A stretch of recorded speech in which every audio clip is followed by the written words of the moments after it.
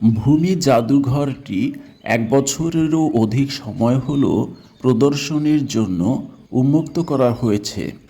যিনি বা যে সমস্ত ব্যক্তিবর্গ এই ভূমি জাদুঘর প্রদর্শনীর ব্যাপারে পরিকল্পনা, আয়োজন এবং বাস্তবায়ন করেছেন, সত্যি তিনি বা তেনারা সুরুচিবোধের অধিকারী এবং শিল্প সাহিত্য ও সংস্কৃতির ধারকবাহক মনে করি।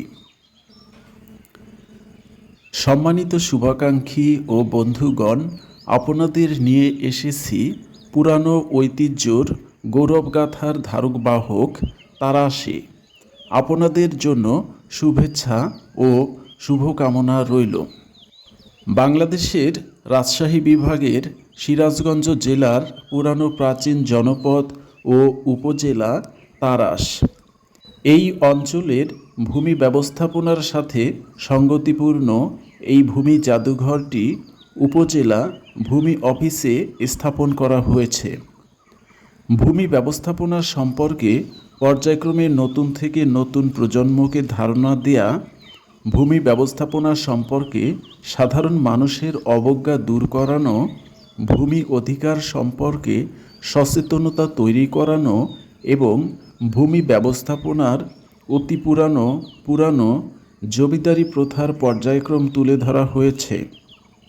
তারাশ ভূমি জাদুঘরে প্রদর্শনের জন্য সংরক্ষিত হয়েছে সমস্ত উপজেলার ইউনিয়ন ভিত্তিক অফিস ও ভূমিচিত্র, নকশাচিত্র, পুরানো দলিল দস্তাবেজ, এগুলোর সাথে রিলেটেড পুরানো পিতলের স্কেল, কাটা কম্পাস, গান্টার চেইন, বিলুপ্ত প্রায় হ্যান্ড রাইটার টাইপ, বিলুপ্ত লোহার ভারী সিন্ধুক ইত্যাদি। এসব সামগ্রীর পাশাপাশি বিভিন্ন ধর্মের উত্তরাধিকার ভূমি বন্টন নীতিমালা, পুরানো থেকে নতুন ভূমি সংক্রান্ত পুস্তিকা, ভূমি আইন বুকশেল্ফ এই জাদুঘরের আকর্ষণীয়তা বাড়িয়ে দিয়েছে।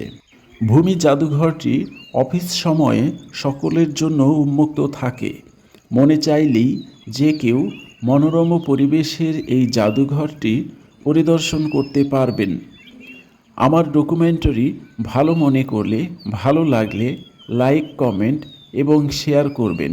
সম্ভব হলে সাবস্ক্রাইব করবেন।